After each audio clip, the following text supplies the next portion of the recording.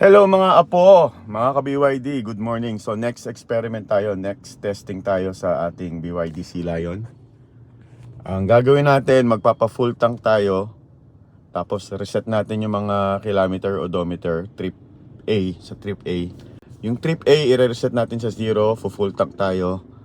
Tapos, pag naubos na yung ating fuel, check natin kung ilan yung consumption ng gasolina. Walang charging, hindi tayo magcha-charge. Mag-EEV tayo kapag nandun na siya sa 70% SOC. Tapos pag bumagsak na siya ng 20%, ano na tayo, HEV uli. Okay, Lolo Eli, nagpa-full tank tayo. Ayan, 1100 kilometer gas. Nireset natin yung trip A. Tapos ayan, naka-EV tayo. So, i-measure lang natin dito kung gaano ang kilometer niya sa susunod nating pagas. So, ang ating i-measure ay kung ilan ang kilometer reading natin bago tayo magpagas ulit. At i-reset natin ito.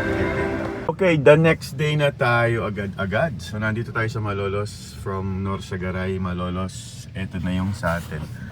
So, nag-tank tayo. Full tank. Nakatakbo na tayo ng 32 kilometers. So, mga 30 kilometers. At gumamit tayo ng EV.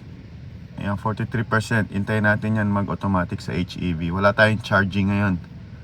Hindi tayo mag-charge. At tignan natin kung ilan ang ating kilometer per liter. So, nireset na rin natin yan. So far, nakaka 0.1 liter pa rin tayo. At ayun, driving for 1.7 hours. Ewan ko kung accurate to, pero hindi pa tayo naggagas eh. So, battery yung ginamit natin kahapon. Alright, so yan, day 1.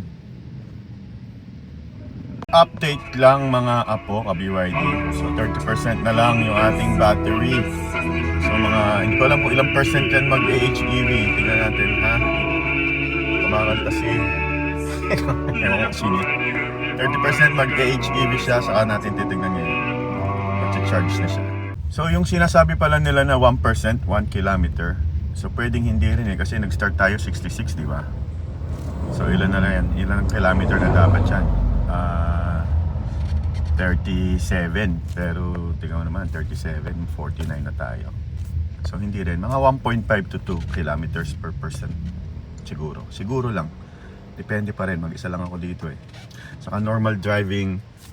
Tapos hindi naman kalamigan yung aircon. Ayan. So maraming factor nga. Nag-HEV na siya around 25%. Binantayan ko talaga ha. Ayan, nabukasan na yung ating gas. From 1100 to 1099. So mag-start na dapat yan mag-charge. Okay. Excited na kung ilang kilometer per liter. Let's go. Confirming 70% SOC. Mag-EEV tayo pagka 70% na ang ating battery. 55.1 kilometer ang ating 66% battery. Ano? Talo 55.2 kilometers ang ating ilan yan?